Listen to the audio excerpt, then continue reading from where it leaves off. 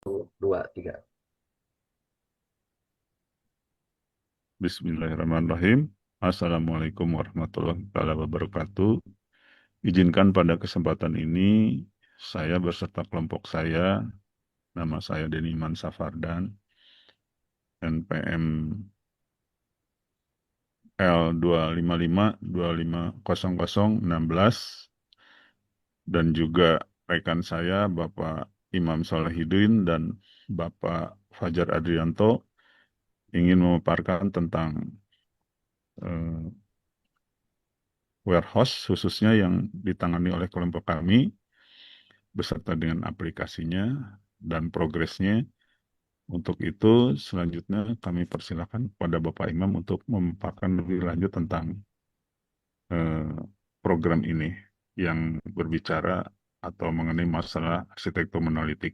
Kami persilakan Bapak Imam untuk menyampaikan pemaparannya. Oke. Turun Pak Denny. Assalamualaikum warahmatullahi wabarakatuh. Mungkin saya izin untuk sabar. Bentar. Sudah terlihat?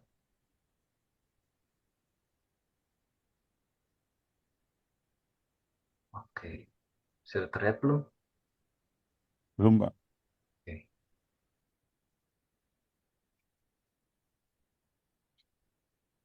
Nah, mungkin saya akan menjelaskan mengenai masalah arsitekturnya yang kita rencanakan. Jadi memang tadi benar kata Pak Denny, kita dari kelompok 2 mendapatkan tupoksi mengenai pengembangan di sektor warehouse. Nah, memang dari itu kita membreakdown bertiga untuk menganalisis gitu fitur yang kita munculkan. Ya, yang fitur yang kita munculkan yang pertama ada login user gitu, logout user.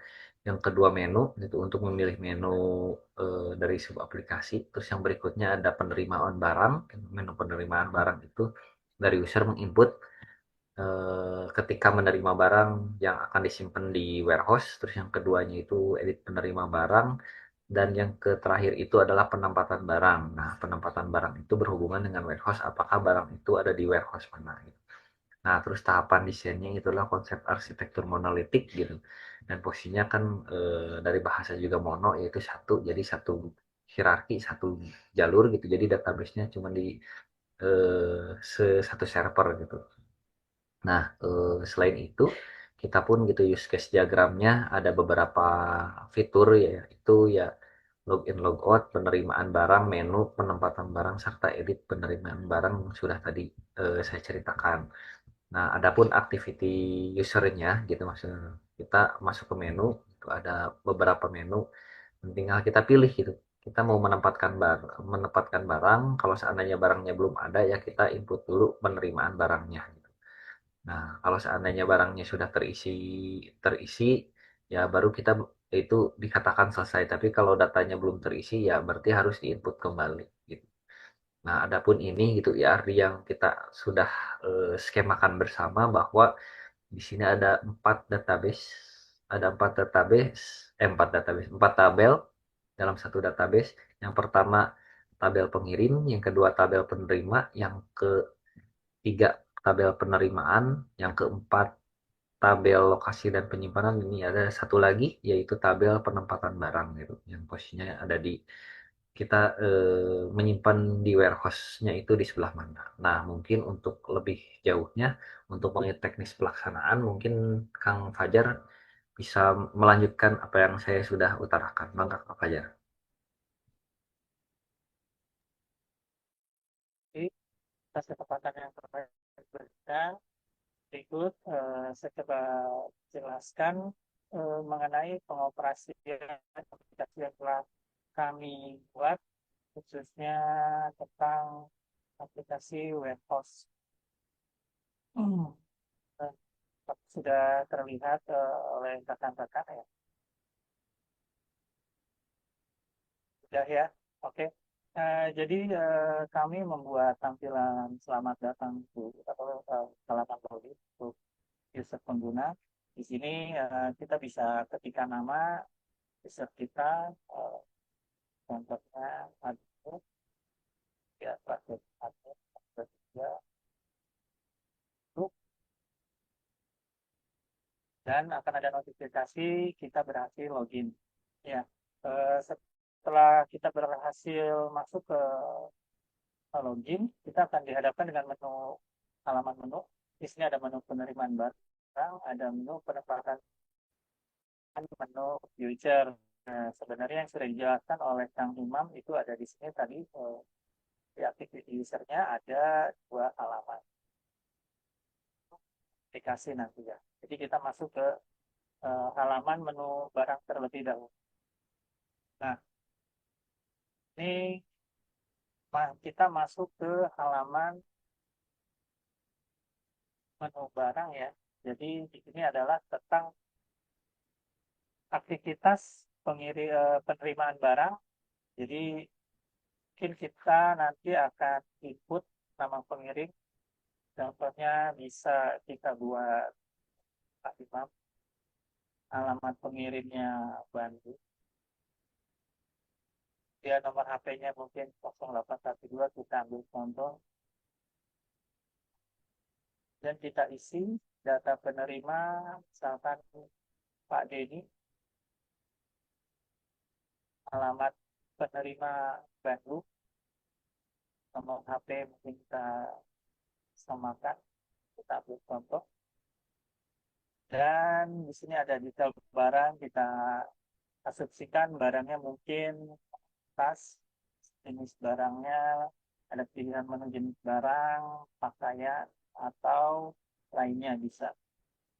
Dan pilih kategorinya, di sini ada beberapa pilihan, ada fragile, cairan, standar, terbakar, dan bahan bakar kita.